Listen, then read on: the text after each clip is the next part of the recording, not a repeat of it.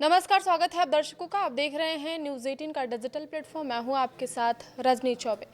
केंद्रीय कर्मचारियों को जल्द ही सैलरी बढ़ने की खुशखबरी मिल सकती है। दरअसल जुलाई में डीए यानी महंगाई भत्ते की समीक्षा की जाती है। इसका ऐलान अक्टूबर में किया जाता है। उम्मीद है कि जुलाई में डीए 3 से 4% बढ़ जाएगा। हालांकि पिछली बार इसमें सिर्फ 2% का इजाफा हुआ था।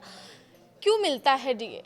महंगाई से निपटने के लिए केंद्र सरकार अपने कर्मचारियों और पेंशनर्स को महंगाई भत्ता देती है। यह कर्मचारियों को बेसिक सैलरी के ऊपर से दिया जाने वाला भत्ता होता है। इसकी समीक्षा हर 6 महीने में एक बार की जाती है, यानी साल में 2 बार कर्मचारियों की सैलरी महंगाई भत्ते के माध्यम से बढ़ाई जा सकती है। पेंशन भोगियों को डीए क्यों दिया जाता है? जैसे कर्मचारियों को महंगाई भत्ता यानी डीए मिलता है, उसी तरह पेंशन धारकों को महंगाई राहत यानी डियरनेस रिलीफ डीआर मिलता है। इससे पेंशन भोगियों को बढ़ती महंगाई से लड़ने में मदद मिलती है।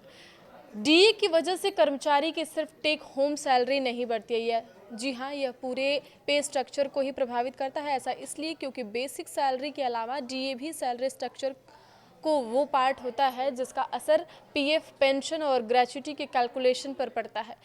केंद्र सरकार हर साल 2 बार डीए डीआर की समीक्षा करती है। यह review India consumers price index AICPI के आंकड़ों के आधार पर होता है। ऐसा जरूरी नहीं है कि सैलरी बदलाव ही किया जाए।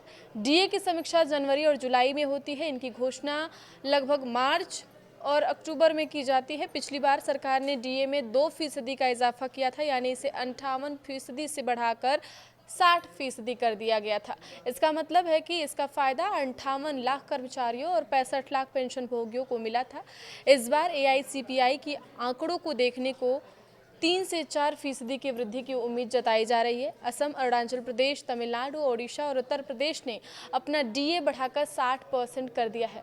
पश्चिम बंगाल ने अक्टूबर से 20% बढ़ाकर इसे 38% पर पहुंचा दिया है। महाराष्ट्र ने पुराने डीए बकाये के लिए 800 करोड़ के ज़्यादा मंजूर दिए हैं। डीए बढ़ोतरी केवल केंद्रीय राज्य कर्मचारियों की नहीं होती है, रेलवे और बैंकों के कर्मचारियों को भी इसका लाभ मिलता है। इंडियन बैंक एसोसिएशन ने अपने कर्मचारियों के लिए डीए बढ़ोतरी का ऐलान कर दिया है। वहीं रेलवे ने डीए 2% बढ़ा दिया है। कर्मचारियों का डीए पूरी तरह टैक्स के दायरे में आता है। इसे आईटीआर में अलग से दिखाना होता है। इसके अलावा सरकार ने यह भी कहा है कि डीए को फिलहाल बेसिक पे में मिलाने का कोई प्रस्ताव नहीं है, भले ही यह 60% को पार कर जाए। अभी सबकी नजरें 8वें वेतन आयोग पर टिकी हैं कि उनकी सिफारिश इस संबंध में क्या आती है। आगे खबरों के लिए आप बने रहिए न्यूज़ 18 के साथ। धन्यवाद।